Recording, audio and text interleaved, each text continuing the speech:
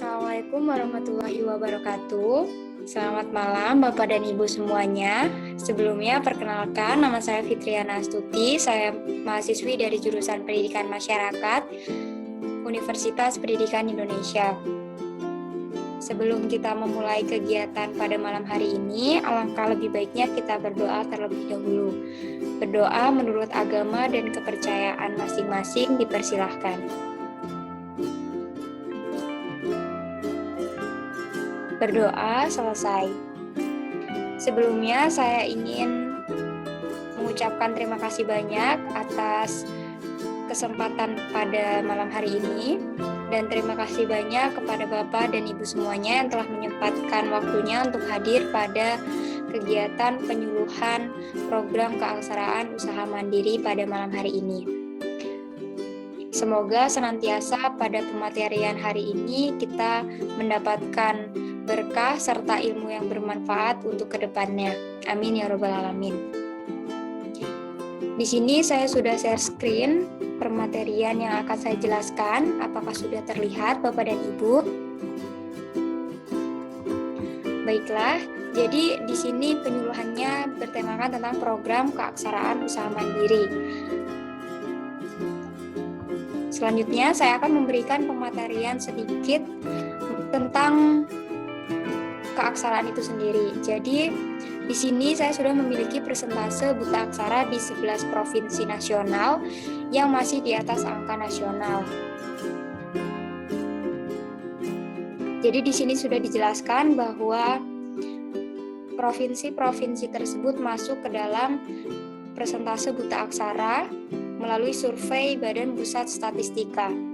Menurut Badan Pusat Statistika menjelaskan bahwa buta aksara di Indonesia mengalami penurunan yang sangat drastis dari tahun ke tahun. Seperti yang sudah dijelaskan, yaitu pada tahun 2017 terdapat 3,4 juta jiwa masyarakat yang mengalami buta aksara. Sedangkan pada tahun 2018 menjadi 3,29 juta atau setara dengan 1,93%, dan kemudian turun lagi menjadi 1,9 juta jiwa yang mengalami buta aksara.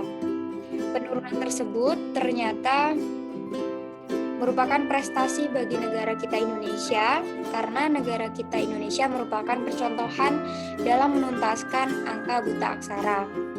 Namun, Bapak dan Ibu semuanya, penurunan pada persentase buta aksara di Indonesia belum sepenuhnya bisa dikatakan bahwa Indonesia terbebas dari buta aksara itu sendiri, karena ternyata masih banyak provinsi atau daerah-daerah yang banyak masyarakatnya masih mengalami buta aksara. Kemudian, saya akan menjelaskan mengenai keaksaraan. Jadi, apa sih keaksaraan itu sendiri? Nah, keaksaraan di sini merupakan program yang bertujuan untuk menuntaskan buta aksara di Indonesia. Seperti yang tadi dijelaskan bahwa angka buta aksara di Indonesia masih menjadi permasalahan yang harus kita atasi, baik pemerintah, masyarakat, dan lain-lain. Nah, makna dari keaksaraan itu sendiri, banyak yang mengatakan bahwa keaksaraan adalah kemampuan membaca, menulis, dan juga berhitung. Akan tetapi, karena zaman semakin berkembang, jadi keaksaraan itu sendiri memiliki makna, yaitu di mana masyarakat memiliki kemampuan untuk membaca peluang di sekitar, serta dapat memanfaatkannya untuk perekonomian. Jadi sudah jelas ya Bapak Ibu bahwa makna keaksaraan sekarang ini sudah mulai berkembang, yaitu masyarakat harus memiliki kemampuan dalam membaca peluang yang ada di sekitar. Yang selanjutnya, terdapat program keaksaraan yang menunjang bagi penuntasan buta aksara itu sendiri. Yang pertama yaitu program keaksaraan budaya, keterampilan, dan bahasa. Program ini terbagi menjadi dua, yaitu keaksaraan dasar.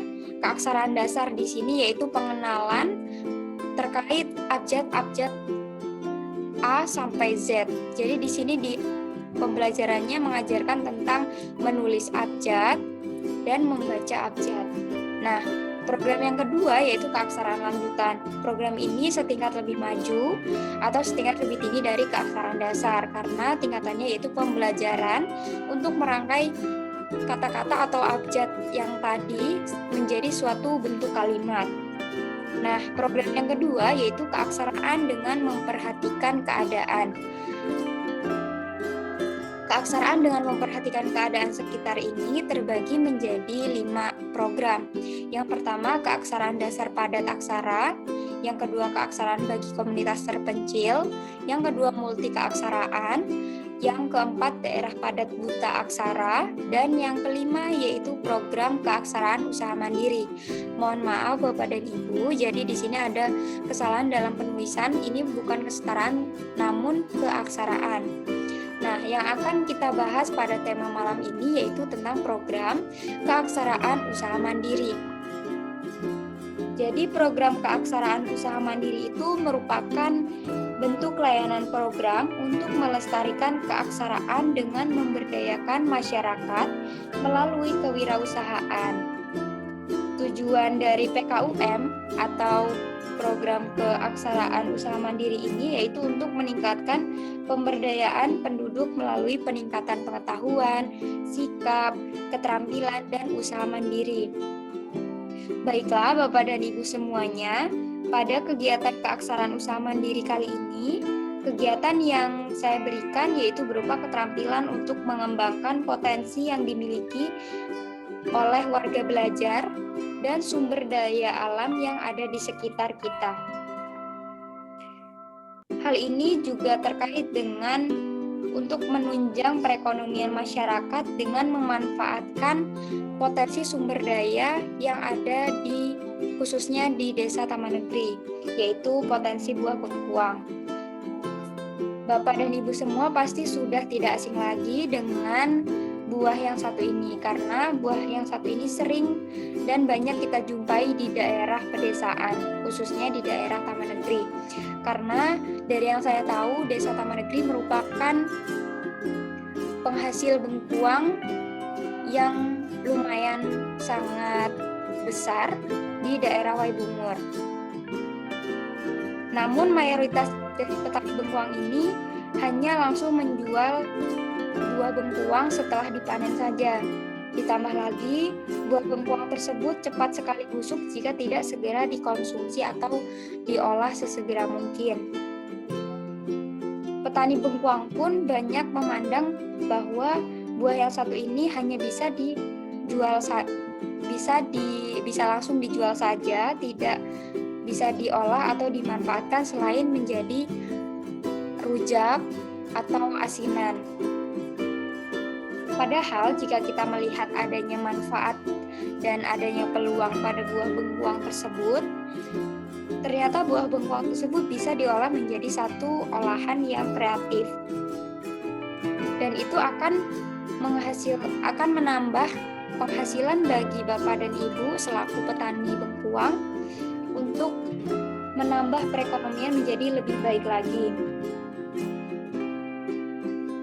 Dan yang selanjutnya, di sini saya akan mengenalkan mengenai program keaksaraan usaha mandiri, yaitu tentang pembuatan kerupuk bengkuang aneka rasa. Pasti di sini Bapak dan Ibu bertanya-tanya, kenapa harus buah bengkuang? Alasannya kenapa saya memilih buah bengkuang, karena yang pertama saya sudah menjelaskan bahwa potensi yang ada di Desa Taman Negeri ini merupakan potensi yang besar, yaitu buah bengkuang, karena mayoritas masyarakatnya menjadi petani bengkuang. Dan yang selanjutnya adalah salah satu peluang besar di Desa Taman Negeri ini karena penghasil bengkuang menjadi bisa mendapatkan suatu bahan pokok yang terjangkau, harganya pun lebih murah karena kita menanamnya sendiri. Dan pada kondisi pandemi saat ini, buah bengkuang pun harganya tidak stabil, kadang ada naik, kadang juga turun drastis, bahkan ada yang tidak laku sama sekali. Selain itu, Kegiatan program keaksaraan usaha mandiri ini sekaligus dapat mensejahterakan petani-petani bengkuang yang ada di Desa Taman Negeri dengan melakukan sebuah inovasi dalam pengolahan buah yang satu ini, yaitu salah satunya menjadi kerupuk bengkuang aneka rasa. Yang selanjutnya, saya akan menjelaskan mengenai buah bengkuang. Pasti Bapak dan Ibu sudah pernah makan atau bahkan sering sekali menjumpai buah bengkuang tersebut. Jadi buah bengkuang itu merupakan sejenis tanaman umbi-umbian, bahkan beratnya juga bisa mencapai 4,5 cm. Tanaman ini biasanya menjadi bahan pelengkap dalam rujak ataupun produk-produk kecantikan. Nah, di sini yang kita bahas bukan mengenai pembuatan produk kecantikan atau produk-produk makanan seperti rujak dan asinan dan lain-lain. Tapi kita akan membuat kerupuk dari buah bengkuang. Tadi saya sudah menjelaskan bahwa peluang dan manfaat di daerah Taman Negeri ini, yaitu Desa Taman Negeri merupakan penghasil bengkuang yang besar serta melimpah, dan yang kedua adalah harga jual yang tidak menentu. Itu merupakan peluang yang besar bagi masyarakat Taman Negeri untuk mengembangkan atau menginovasi lagi buah bengkuang itu menjadi suatu produk olahan yang bernilai jual tinggi. Serta manfaatnya tadi juga sudah saya jelaskan bahwa dapat mensejahterakan para petani bengkuang, karena adapun pada kondisi pandemi saat ini, saya pernah mendengar bahwa banyak petani bengkuang tersebut gagal panen atau sebenarnya sudah siap panen namun tidak laku untuk dijual karena harganya terlalu rendah, sehingga oleh petani tersebut dimanfaatkan untuk menjadi makanan ternak. Itu sangat disayangkan sekali, karena menurut saya itu menjadi potensi besar untuk bisa kita olah menjadi suatu produk olahan yang bisa kita jual ke pasaran. Salah satunya menjadi kerupuk bengkuang tersebut. Nah, yang manfaat selanjutnya yaitu membantu perekonomian. Pasti jelas jika kita dapat menginovasikan suatu produk olahan tersebut di pasaran, maka kita juga akan menambah penghasilan kita. Yang selanjutnya, keunggulannya, kenapa saya memilih kerupuk bengkuang aneka rasa?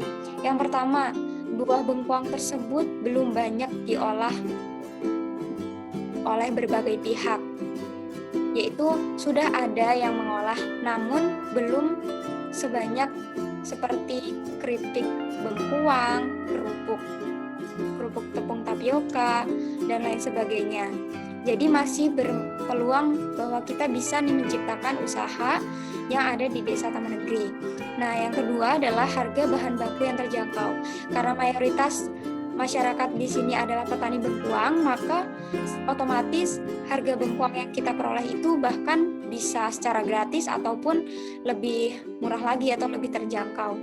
Nah, yang kedua adalah bengkuang rendah kalori sehingga bagus untuk diet. Jadi bagi masyarakat yang ingin diet, cocok sekali buah bengkuang itu direkomendasikan untuk menjadi salah satu makanan yang cocok untuk dikonsumsi. Hal itu bisa menjadi nilai tambah bagi produk usaha yang akan kita kembangkan nanti. Nah, yang kedua, cemilan dari kerupuk bengkuang aneka rasa ini cocok untuk segala usia. Jadi tidak ada masalah jika dikonsumsi untuk anak hingga lanjut usia. Nah, yang selanjutnya ada kerupuk bengkuang juga tersedia dalam beberapa varian rasa. Jadi di sini kita mengembangkan kerupuk bengkuang dengan aneka rasa. Jadi banyak varian rasanya sehingga masyarakat pun akan lebih tertarik, karena biasanya kan kalau misalkan kita lihat kerupuk-kerupuk biasanya ada di pasaran atau di warung dan pedagang keliling, biasanya kan terbuat dari tepung tapioka dan rasanya original. Jarang sekali ada yang rasa pedas, terus rasa balado dan lain sebagainya. Masih banyak lagi varian rasa. Dan di sini kita akan menambahkan varian rasa tersebut supaya lebih menarik lagi. Jadi bagaimana sih proses pembuatan kerupuk bengkuang tersebut? Nah, di sini saya akan menjelaskan proses pembuatan kerupuk bengkoang melalui video yang akan saya tayangkan. Sebelum itu saya akan menjelaskan bahan-bahan apa saja yang kita perlukan untuk membuat kerupuk bengkoang tersebut. Yang pertama ada tepung tapioka dan buah bengkoang itu sendiri. Dan yang selanjutnya ada ketumbar dan bawang putih, penyedap rasa, dan juga garam. Berikut saya akan tampilkan video pembuatan dari kerupuk bengkoang itu.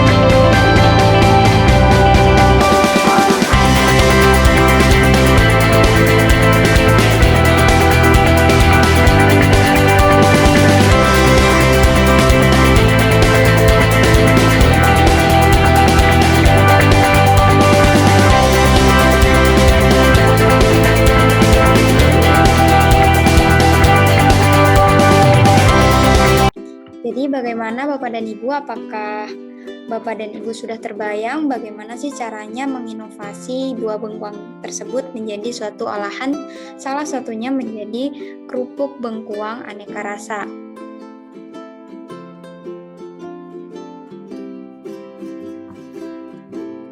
Nah, di sini yang selanjutnya saya akan menjelaskan mengenai proses pemasaran dari kerupuk bengkoang. Jadi, pada kerupuk bengkoang ini jika sudah dalam bentuk kemasan, kita bisa menjualnya satu bungkus seberat 100 gram yang berisi kerupuk bengkoang tersebut dapat dijual dengan harga 10.000 ke atas, sehingga untung dalam membuat kerupuk bengkoang ini jauh lebih besar. Cara pemasaran yang dapat dilakukan yaitu ada secara online, yaitu melalui sosial media seperti Instagram maupun Facebook, Twitter, dan yang lain-lain. Sedangkan pada pemasaran offline kita dapat menjual atau memasarkan produk tersebut kepada tetangga terdekat kita yang sedang membutuhkan, sehingga kita dapat memperluas jaringan komunikasi untuk memasarkan produk olahan bengkoang tersebut. Baiklah Bapak dan Ibu sekalian, mungkin kita cukupkan penyuluhan pada malam hari ini. Saya mengucapkan terima kasih banyak atas waktu dari Bapak dan Ibu sekalian. Semoga apa yang sudah saya sampaikan dapat memberikan manfaat serta pengetahuan bagi kita semua. Semoga dapat bermanfaat di kedepannya. Saya akhiri, wassalamualaikum warahmatullahi wabarakatuh.